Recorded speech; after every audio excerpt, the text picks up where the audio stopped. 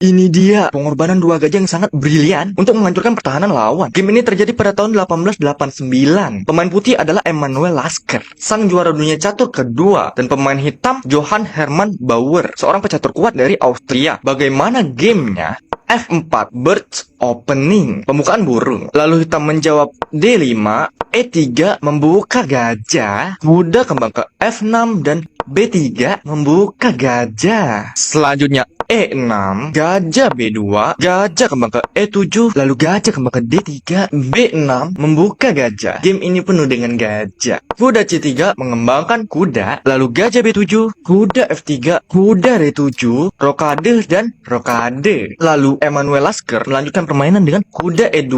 Tujuannya apa? Membuka diagonal gajah, dan kuda ingin manuver menuju sayap raja. Selanjutnya C5 ingin mengontrol pusat papan, lalu kuda G3.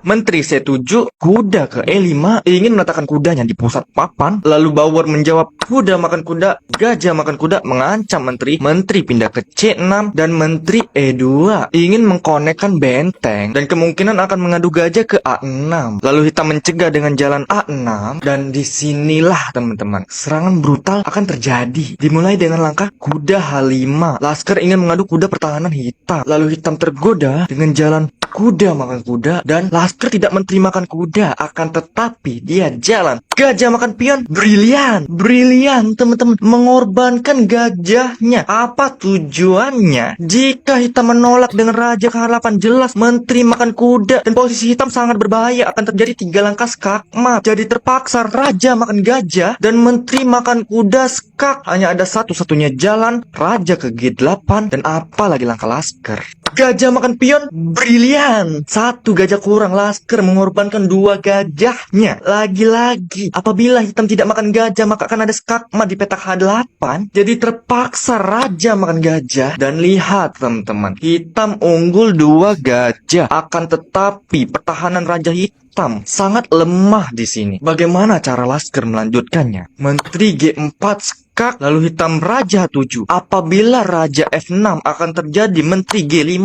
skakmat. Jadi raja ke H7 dan benteng F3 bertujuan untuk benteng H3 dan mengancam skakmat. Lalu hitam di sini sebenarnya sudah kalah. Dia melakukan langkah pasrah dengan E5 membuka jalur menteri. Lasker jalan benteng H3 skak, terpaksa menteri tutup. Benteng makan menteri skak, terpaksa raja makan benteng dan menteri D7 double attack, mengancam gajah sehingga posisi berbalik. Lalu game masih berlanjut hingga pada langkah ke-38 dan hitam menyerah.